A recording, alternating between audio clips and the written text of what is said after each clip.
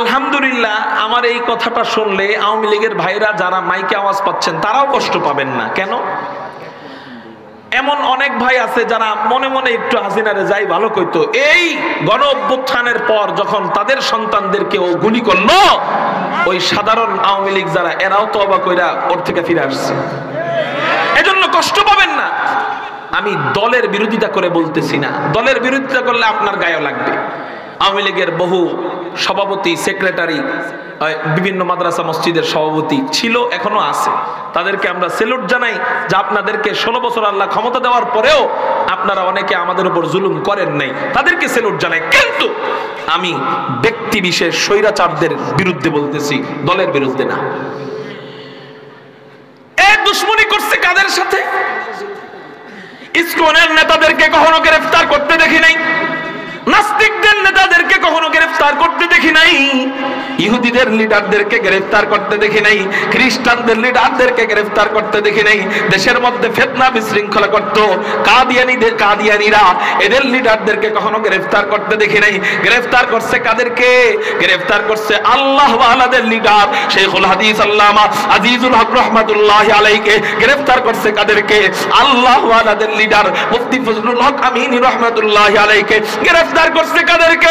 আল্লাহ ওয়ালাদের leader Quaid-e মিল্লাত আল্লামা জুনায়েদ বাবুনগরী রাহমাতুল্লাহি আলাইহিকে গ্রেফতার করছে কাদেরকে?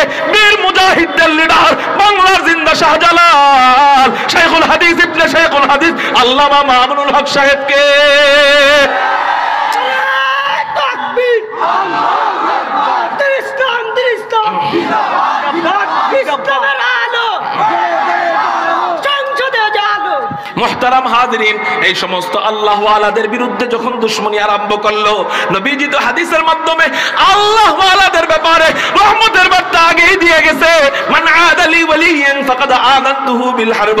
আল্লাহ ওয়ালাদের সাথে দুশমনী করলে তার সাথে যুদ্ধ করবে কে? আল্লাহর যুদ্ধ যখন শুরু হয়ে গেল, দুনিয়ার কেউ যখন ওদের সাথে পারে না, বিএনপি পারে না, জাতীয় পার্টি পারে না, জামাত পারে না, হেফাজত পারে না, খেলাফত পারে না, চরমনাই পারে না, কেউ যখন পারে না, আল্লাহ পাক রব্বুল আলামিন বলে আমার যুদ্ধ তো শুরু হয়ে গেল। আল্লাহর যুদ্ধ যখন শুরু হয়ে যায়, আল্লাহ বড় রাজনৈতিক দলের ব্যবহার নেন না, বড় রাজনৈতিক দলের লিডারদেরকে ব্যবহার করেন না।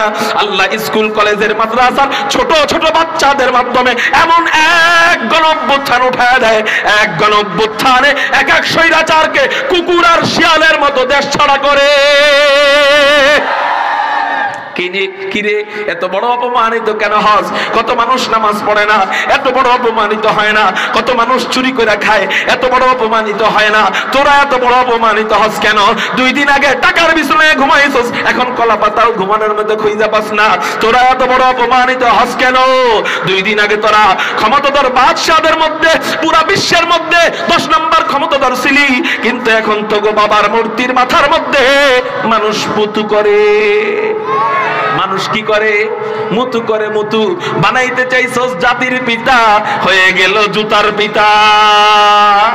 ইব্রাহিম আলাইহিস সালাতু ওয়াস সালামকে মাইনাস কইরা বানাইতে চাইছস জাতির পিতা। ইব্রাহিম জাতির পিতা ছিল, আছে, থাকবে। তোগো জাতির পিতা হয়ে গেল জুতার পিতা, তোগো জাতির পিতা হয়ে গেল মুতের পিতা। ঠিক নেই? এত বড় অপমানিত কেন? একমাত্র কারণ আল্লাহ ওয়ালাদের সাথে দুশমনির পরিণাম। আল্লাহ ওয়ালাদের সাথে যারা দুশমনি করে আজ পর্যন্ত কেউ টিকতে পারে নাই। আল্লাহর কসম যদি আমি কিয়ামত পর্যন্ত বলি, আল্লাহর কসম বললে ভুল হবে না, কিয়ামত পর্যন্ত বললেও ভুল হবে না, আল্লাহ ওয়ালাদের সাথে যারা দুশমনি বর্তমানে করে যাচ্ছে তারাও টিকতে পারবে না। আগামীতে হাসিনার মতো বরং এর চেয়ে কঠিন ভাবে এরা ধরা খাবে। আল্লাহ এদেরকে সাইজ করে দিবে। এই জন্য